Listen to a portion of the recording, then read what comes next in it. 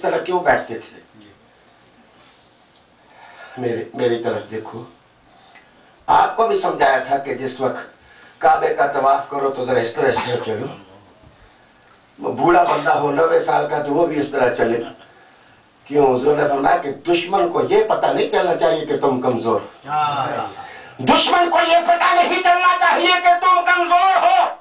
तुम्हारा एतमाद, तुम्हारा अकीदा, तुम्हारा बलबला, तुम्हारी अटैचमेंट ला शरीक लहू होनी चाहिए।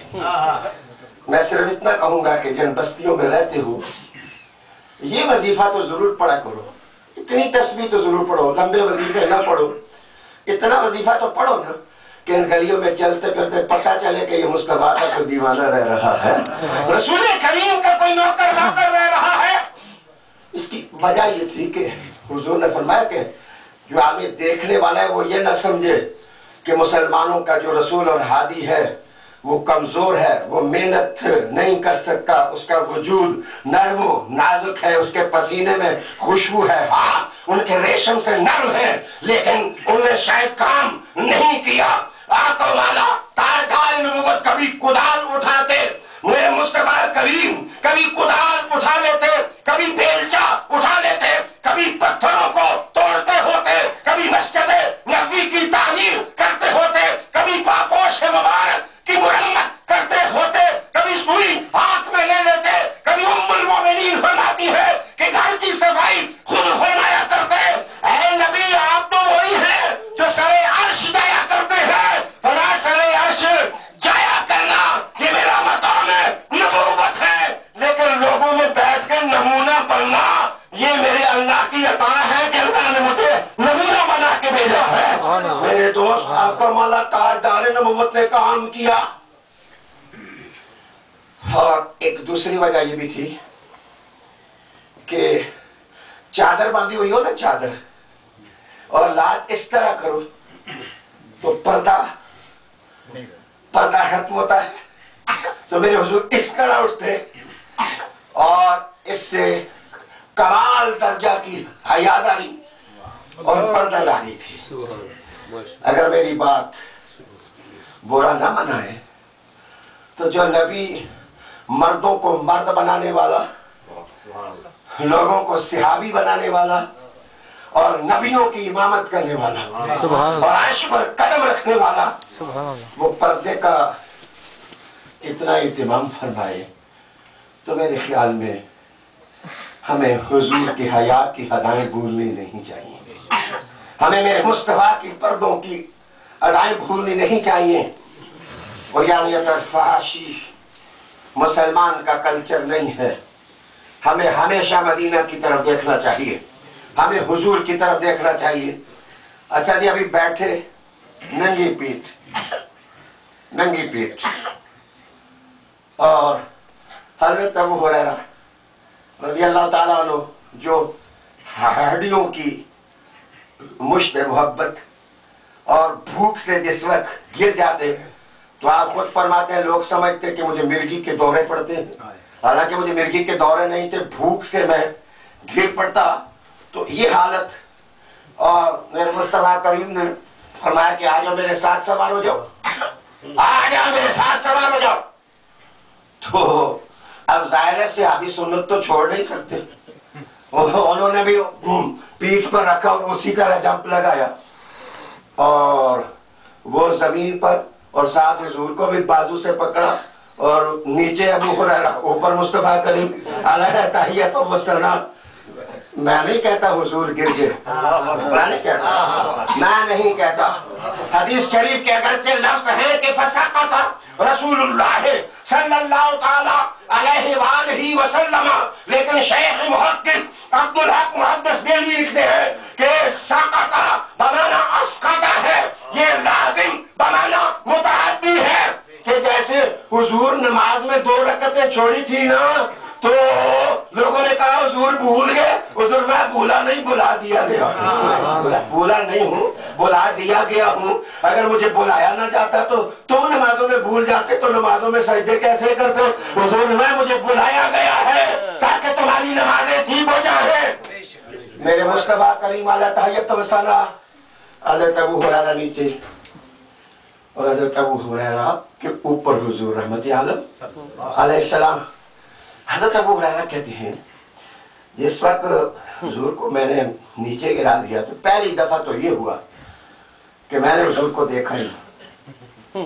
ظاہر ہے میں نے پکڑ کر کے بظاہر تو میں نے کہنا چاہتا ان کو میں نے دیکھا ہی نہ، کہیں ایسا نہ ہو کہ حضور فرد جلال میں ہو. میرے مصطفیٰ میں نے دیکھا نہ. میرے مصطفیٰ کریم علیہ السلام پھر اپنی سواری کے اوپر بیٹھے اور کہتے ہیں میرے کان میں آواز آئی، تال یا ابا ہریرہ، تال تال، اے ابو ہریرہ ادھر آ جا. کہتے ہیں میرے جسم میں جان اور توانائی آ گئی. حضور کی آواز نے مجھے پھر ایک نئی زندگی سے نوازا. اور کہتے ہیں میں اٹھا اور پھر چلا گئے. اور کہتے ہیں پھر چھلانگ لگائی. اب اس طرف کے بجائے اس طرف گر گیا اور حضور پھر میرے ساتھ. یعنی اب پہلے ادھر اور پھر سواری کے ادھر. کہتے ہیں کہ اب مجھے ڈر پیدا ہوا کہ یہ تو میں نے دوسرا تجربہ کیا ہے، گڑبڑ ہو گئی ہے مجھ سے. کہتے ہیں اب میں نے کننکیوں سے حضور کو دیکھا اس طرح کہ آیا فرد جلال میں ہے یا نہیں. کہتے ہیں جب میں نے کننکیوں سے دیکھا تو حضور مسکرا رہے تھے. کان رسول اللہ صلی اللہ علیہ وآلہ وسلم یتبسم. مصطفیٰ کریم علیہ السلام مسکرا رہے تھے، حضور مسکرا رہے تھے. کہتے میرا کام چل گیا کہ حضور ناراض نہیں ہوئے. یاد رکھیں میں رکیے میں زیادہ بحث نہیں کرتا، لیکن فارچونیٹلی اور انفارچونیٹلی ٹیچر میں نے سارا سال سے تدریس کی ہے، پڑھایا ہے الحمدللہ. اب بھی دورہ حدیث کے لیے اکیلے پڑھاتا ہوں 7 کتابیں، بخاری شریف سے لے کر کے طحاوی شریف تک. 1 سال میں نہیں 2 سال میں پڑھاتا ہوں، لیکن اکیلے پڑھاتا ہوں. اور تکرار والی حدیث میں ان کو بھی انشاءاللہ پڑھتے ہیں تاکہ برکت نہ رہ جائے. لیکن میں آپ کو بتاؤں کہ مجھے میری زندگی میں کم از کم کہ میرا بچہ میرے ساتھ اس طرح کوئی سلوک کرے تو آیا میں اس کے ساتھ کیا سلوک کروں گا. ایک استاد ہونے کے ناطے اگر آپ استاد نہیں ہیں تو آپ میں بھی کیا فادر تو ہوں گے، فادر نہیں ہے تو آپ ایلڈر برادر تو ہوں گے کسی بھائی کے. آپ نے کس اخلاق کا آپ نے سلوک کیا اپنے بچوں کے ساتھ. ٹالرنس ویسٹ کے اندر ایسٹ کی نسبت تھوڑی زیادہ ہے، لیکن ہم یہ بھی سنتے ہیں کہ ویسٹ کے ٹالرنس دل میں دبانے والے کبھی اسلام آباد ایئرپورٹ پر اترے تو ادھر ہی بچوں کو گھٹنوں کے نیچے دیکھ کے کہتے ہیں آپ ذرا پولیس کو بلانا، آپ ذرا پولیس کو بلانا. تو میرے دوستو یہاں کی ٹالرنس جو ہے وہ ملک کی برہمگی بن جاتی ہے، اور کچھ وقت گزرنے کے ساتھ انداز اور اسلوب بدل جاتے ہیں. لیکن اگر کوئی گھٹنوں کے نیچے نہ بھی دے تو کم از کم ہمارے پاس تو آتے رہتے ہیں کہ شاہ صاحب کوئی تعویذ دے دو، کوئی پھونک مار دو، یہ منڈا بہت زیادہ یہ ہو گیا وہ ہو گیا، تیش میں آتا ہے، یہ کرتا ہے وہ کرتا ہے. تو ڈپریشن تو بن جاتی ہے، ٹینس تو بن جاتا ہے، ٹارچر تو بن جاتا ہے. اب آئیے میں آپ کو اخلاقی زندگی میں ایک اور لمحہ پر لے جانا چاہتا ہوں.